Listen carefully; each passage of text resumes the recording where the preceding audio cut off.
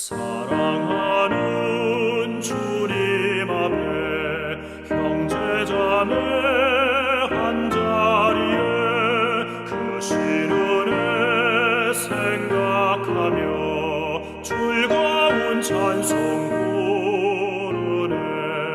내 주 예수 본을 받아 모든 사랑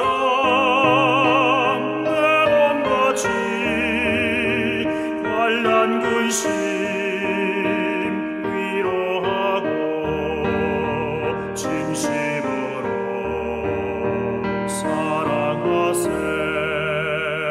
사랑하는 주님 앞에 온갖 충성 다 바쳐서 괴로우나 즐거우나 주님만 힘써서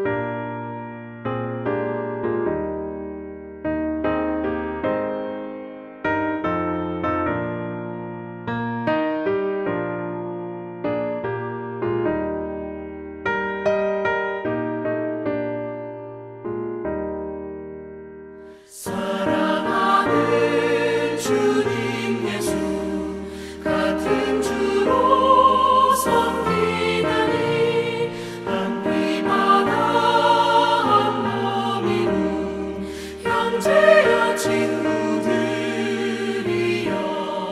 한 몸같이 친밀하고 마음으로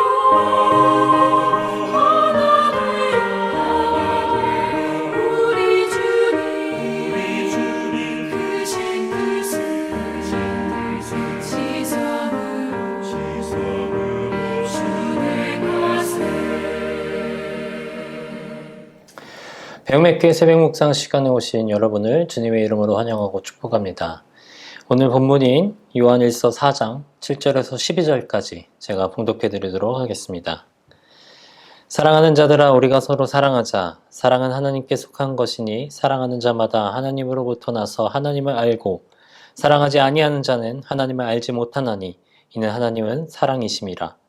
하나님의 사랑이 우리에게 이렇게 나타난 바 되었으니 하나님이 자기의 독생자를 세상에 보내심은 그로 말미암아 우리를 살리려 하심이라. 사랑은 여기 있으니 우리가 하나님을 사랑한 것이 아니요 하나님이 우리를 사랑하사 우리 죄를 속하기 위하여 화목제물로 그 아들을 보내셨음이라. 사랑하는 자들아 하나님이 이같이 우리를 사랑하였은즉 우리도 서로 사랑하는 것이 마땅하도다. 어느 때나 하나님을 본 사람이 없으되 만일 우리가 서로 사랑하면 하나님이 우리 안에 거하시고 그의 사랑이 우리 안에 온전히 이루어지느니라. 아멘. 오늘 우리는 요한일서를 살펴봅니다.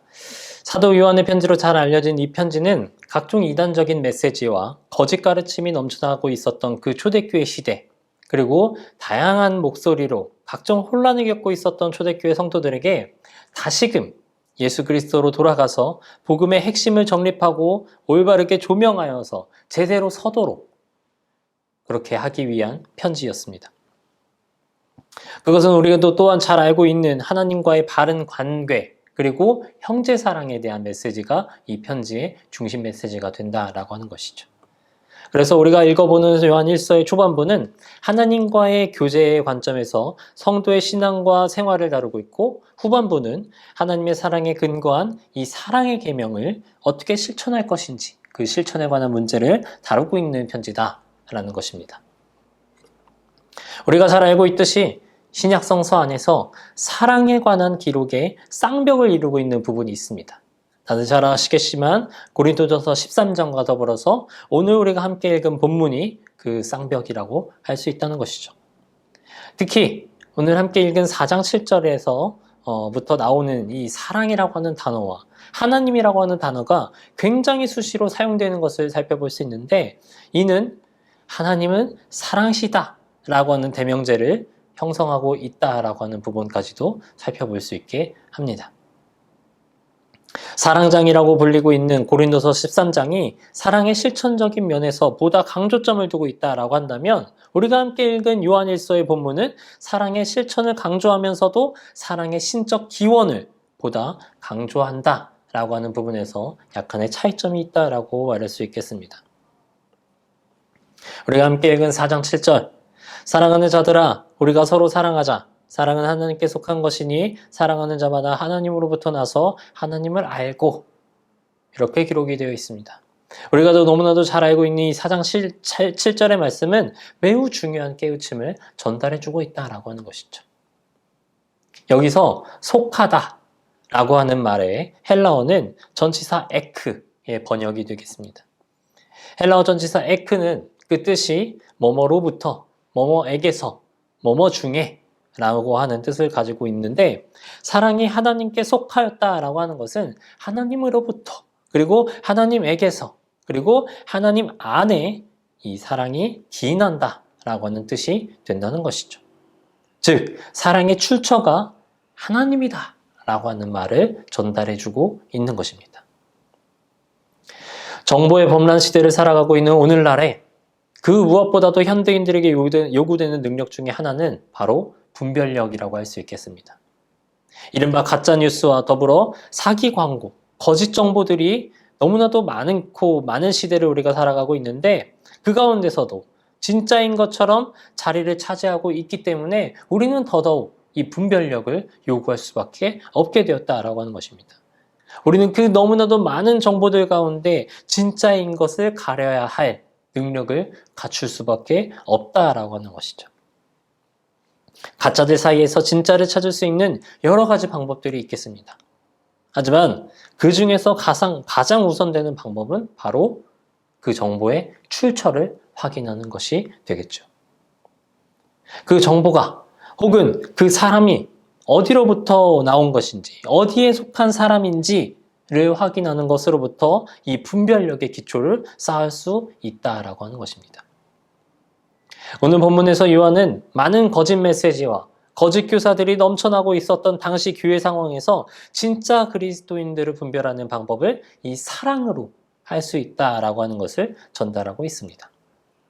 사랑은 하나님에게서 난 것이기 때문에, 사랑은 하나님께 속한 것이기 때문에 한 사람이 다른 사람을 사랑하는 것을 본다면 그 사람이 하나님께 속하였는지 속하지 않았는지 그 징표를 확인해 볼 수 있다라고 하는 것이죠.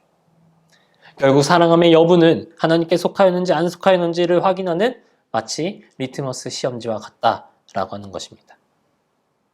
우리가 함께 읽은 본문의 8절은 사랑하지 아니하는 자는 하나님을 알지 못한다 라고까지 말하고 있습니다.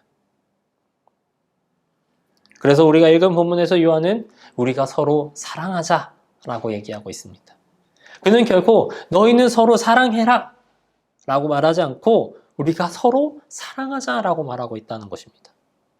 즉 사랑이란 가르치는 자나 배우는 자나 예외 없이 실천해야 할 그리스도인의 증명서 그 자체가 되기 때문에 요한은 이렇게 말하고 있다라고 하는 것이죠. 우리가 사랑해야 할 이유, 사랑이 하나님께 속했듯이 우리도 하나님께 속한 자들이기 때문에 우리는 사랑해야 한다는 것입니다. 또한 12절에서 말하고 있듯이 하나님의 사랑은 선하고 아름다운 천사들과 같은 존재 안에서만 이루어지는 것이 아니라 바로 죄로 인해서 죽을 수밖에 없는 우리 인간들 안에서 완전해지기 때문에 그렇다라고 얘기를 하고 있습니다. 사랑이신 하나님은 아직도 우리를 사랑하고 계시며 우리에게 서로 사랑함으로써 그분의 사랑을 완전하게 이루라고 말씀하고 있습니다. 우리가 바로 그런 존재들이다 라고 하는 것입니다. 우리가 하나님을 알기에 사랑하면서 살 수 있는 것이고 유일한 사랑의 근원이신 주님을 모신 자들이기 때문에 참 사랑을 할 수 있다라고 하는 것입니다. 그렇게 우리에게 사랑이라고 하는 것은 특권이면서 동시에 책임이다 라고 말씀을 드릴 수 있겠습니다. 이는 우리끼리 사랑하라고 하는 말이 아닙니다. 우리에게 주어진 모든 관계, 우리의 주변의 모든 이웃에게 향하는 그 사랑을 말하고 있다라고 하는 것이죠. 이 아침 함께하고 있는 저와 여러분 모두가 이 사랑의 실천으로 하나님의 사랑을 완전히 이룰 수 있기를 주님의 이름으로 소망합니다. 함께 기도하겠습니다. 사랑의 하나님, 우리로 하여금 사랑의 근원과 사랑의 참 의미를 다시금 깨닫게 하여 주시옵소서. 하나님을 사랑이시다 라고 하는 문장을 우리가 그저 유명한 구절로 기억하는 단계에 머무는 것이 아니라 우리 안에 그것을 이루도록 주님의 사랑을 실천하면서 살게 하여 주시옵소서. 감사드리며 예수님의 이름으로 기도드립니다. 아멘.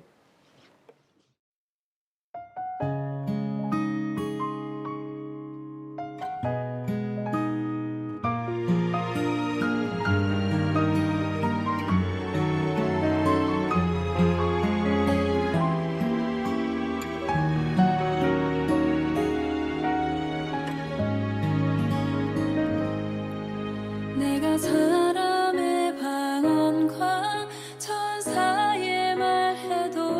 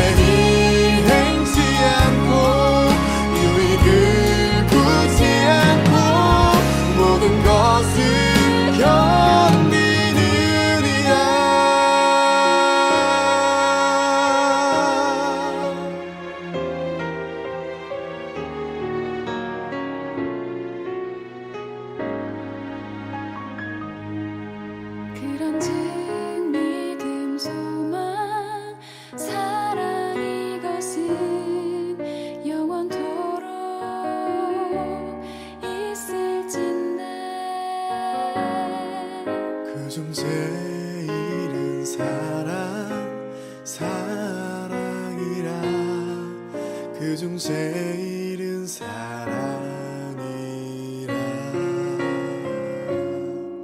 그중 제일은 사랑